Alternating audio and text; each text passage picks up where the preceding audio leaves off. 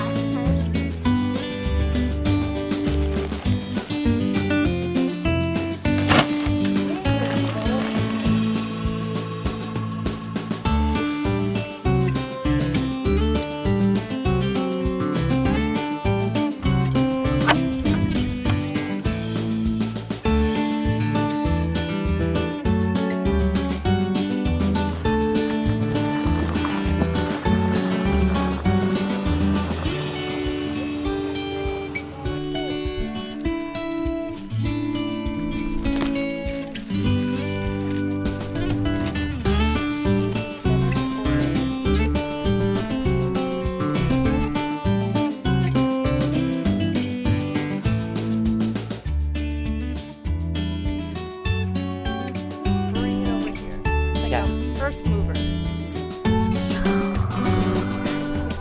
Like that. One's fine.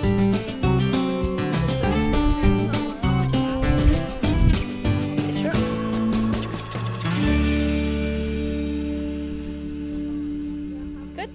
Good. Okay.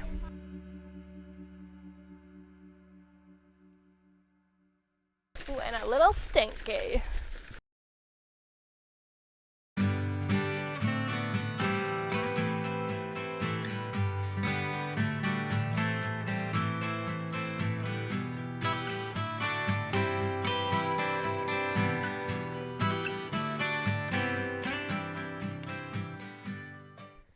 Okay guys, so we went ahead and added our biotone fertilizer and our land and sea compost because garlic is a really heavy feeder. Yes. And it needs a lot of good nutrients. Do you want to And it sits for a while too. Garlic does in this bed. So it's going to take up some real estate for some time, which is fine because we got a big garden for that so that we can have things sitting for a while, and then we can have other crops that are quicker, like lettuce and other things that we can harvest quicker. But so for the raised bed mix that we did underneath this, and we'll talk about it and we'll show you more of it, and we have more videos on it. But essentially our raised bed mix is 50%. I don't know if you see that giant compost pile behind me. So we got some bulk organic compost, and it's the same compost that we sell in bags at our online store, at our nursery. But we got ourselves a ton in bulk, Wow. but to fill up the whole garden. And what we do is we get some 50% compost. We just threw it in here, shoveled it in, and then 50% organic peat moss. And that peat moss you can actually get, like the baled peat moss. I think Lambert is one brand, but you can get it at Home Depot or Lowe's. It's like $10 or $11 per bale, something like that. So we just threw in 50% peat moss, 50% compost, mix it all in. So here's the bag of the land and sea compost that we added on top. And it might seem like overkill to add another layer of thin compost on top of the raised bed. But the reason we add it is because the organic compost we have comes from, like vegetable sources and things like that. But this also comes from lobster meal, or some lobster and crab meal. It has other different nutrients that this compost doesn't. And also this has mycorrhiza, which is beneficial fungi for the soil. So because these are brand new beds, we're really starting to just kind of give them all the nutrients they can, so that over the years the soil will just keep on getting better and better. And twice a season we'll feed the soil with another layer of compost and some more fertilizer to feed the soil and our plants. And then you got to know it's good because it says gourmet. I know, if a soil says gourmet, ooh, yum. It's a French soil. It's gourmet. And then this is the bag. This is the biotone that we use. We also have it at our store. You'll see it in smaller bags. We had the big bags for our garden because you can see we have a pretty big garden. You're like, she's getting smoked out by the dust. Me out. It is dusty and it smells like fertilizer. It smells, but it's all organic. It's not synthetic. So like, yes. When people say it burns their plants, it's a synthetic that does it. This is just smelly, so you just got to put up with the smell. Exactly. So just know that you really can't overdo organic fertilizer like this, because the definition of organic is, yes, chemical free and all that, but also meaning it breaks down over time. Right. Unlike synthetic fertilizers that give your plants just a crazy amount of something, right? NPK or nitrogen, phosphorus, potassium, all at once, and it can burn because the plants can't take up that many nutrients at once because they're synthetic, and it will burn and kill the plants. Unlike this will break down and the plants will use it as they need it. And if it doesn't feed the plants, it'll feed the soil. Yep. So if you're wondering too, real quick, biotone versus like plant tone or garden tone, biotone just has, what does it have in special? So biotone also has mycorrhiza, and again, we're trying to add more fungi, beneficial fungi to the soil. But the mycorrhiza in here is a little different than the one in land and sea. So again, we're just trying to create a good environment for good bacteria to grow in the soil. And also it has good nitrogen, phosphorus, potassium. It has the macronutrients that the plants need.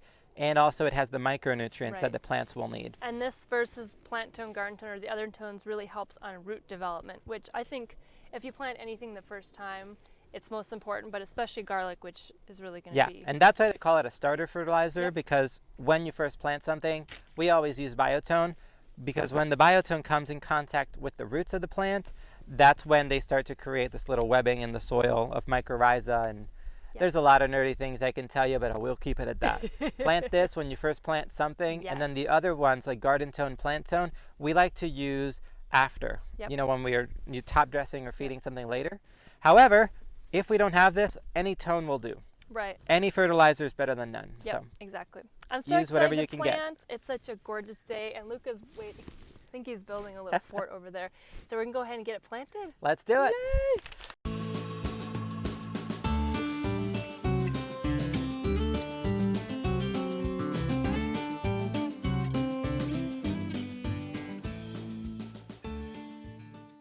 Alright guys, so I got the garlic all divided in the different names. I got 4 types. Actually, I ordered this in summer, so I don't remember what I got. But I'm going to give my mom some of it, so I wanted to divide it up. So this first one is Inchlium Red. I think that's how you say it. So I'm just going to take a few cloves out for each one for my mom, and then we'll get ours planted. This next one is Pahosky. Is that how you say that, Sebastian? Pahosky purple. And Georgian crystal or porcelain crystal. I don't even remember what these look like. We'll have to go back and look and see what we bought. Yeah, some are, honestly, they were kind of sold out, so I think I got whatever I could that was good for the south, and I think a variety of soft and hard neck ones. And then the last one is Chestnut Red. So I'm super excited. I am gonna go ahead and write the names on these tags, but Sebastian got these for, say my birthday, for Christmas. Jesus' birthday, not yours. That's right. So for these tags are just really nice and apparent and wide. You can see them. But I'm super excited about this marker because have you guys ever written on your tags and it wipes off and you have no idea what stuff is? So this is supposed to prevent it.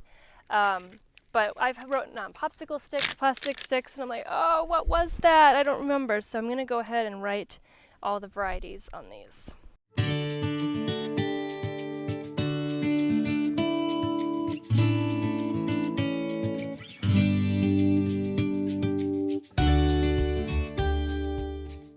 So now we have all these separated and we're going to take all the cloves apart and we'll show you what that's like.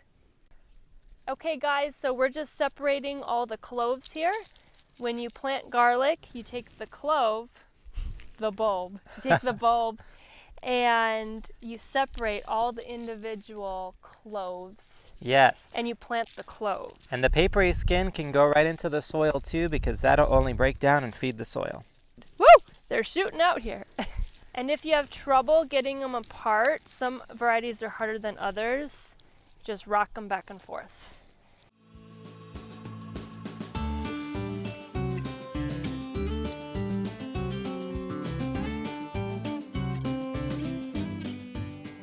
And if you get some of the skin off, it's okay. It is better to leave it on just to protect it, but it'll be okay.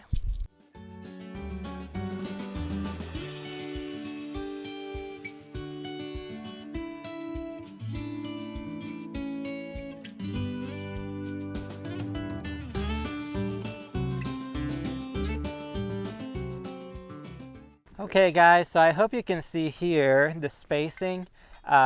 Essentially you want them 4 inches apart from each other. So I hear that's approximately 4 inches. I'm just kind of guessing. 4 inches apart from each other, and then the key thing to make sure is pointy side up how you plant it. So you see that side's pointy, this side here, you can see that's where the root end of the garlic bulb was. So essentially each clove, when you break it up, will make another bulb for the garlic. So I started here, I made 1 row, 4 inches apart, and then you can move over, do another row. I just did them straight like a grid pattern. You can also stagger them. You'll probably get more in that way. But for us, this is perfectly fine right now. So I'm just taking it, placing it on top, and then what we're gonna do is, I just wanna see them all first. What we'll do after that, we'll just push them all in about 2 inches deep. So 4 inches apart, 2 inches deep. And then pointy side up, root side down. Like that. And if you have a small bulb like that, I'm just putting 2 together, or a small clove like that, I'm just putting 2 together just in case, because sometimes those little ones don't come up. I got one all planted. You put it right there. You can make a little tiny hole. Good job. And this one's little, so we're going to put it next to it as a friend. That's perfect. Good job. So the reason we actually got seed garlic is because seed garlic is going to make larger bulbs for us, and they're usually grown to make sure you have more success. The ones from the store that you buy, you may get a smaller harvest from it, or a smaller bulb, which in this case, we're planting late anyway, so our bulbs are going to be late. But just so you know for the future, if you do plant in the fall, that you will get a garlic harvest in around early summer to midsummer, and typically those garlic bulbs should be bigger when you buy seed garlic. But you can always experiment with both. I've seen people use it from the store and even videos, and they get great harvests. So we just went the seed route for us. There's more variety to pick from. That's the main reason why. When you get seed garlic, you can get a whole bunch of different garlic varieties. We laid out one variety. We put it pointy side up for all these varieties. So I'm just going to go ahead and push that in about 2 inches in the soil, and we're going to go ahead and cover that up. And our soil is fairly loose here because it's new. We're just adding it so it's easy to push in. If your soil isn't easy to push in like this, what you can do is you can make a trench. So dig out a trench and then go ahead and lay them in and then just cover it up. A lot of people do the trenching method. Perfectly fine for us. We can just push ours in like that.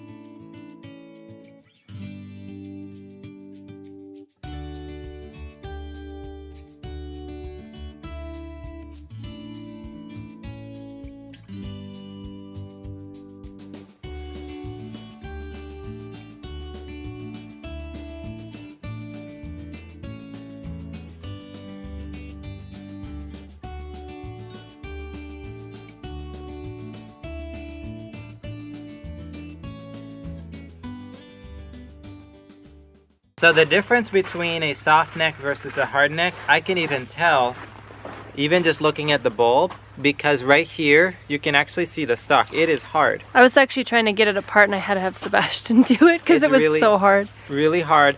Hard necks make less cloves, and also they are maybe a little bigger, the cloves, but they make less. However, hard neck varieties do better in northern climates.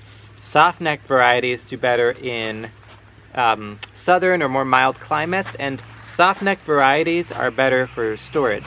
So if you want to braid your garlic and you want to store it, soft neck is better for that. Alright guys, so you can see here, this bed is fully planted with garlic. We got some of the garlic skins, and look at my hands, all full of dirt. Hallelujah. I'm so excited that we have over a bed of garlic. That is a huge, huge blessing. And we ended up using the whole space, but we had about a row left. So we ended up using part of this bed here, and we put a flag here so that the guys that help us out with stuff know this bed is planted, do not touch.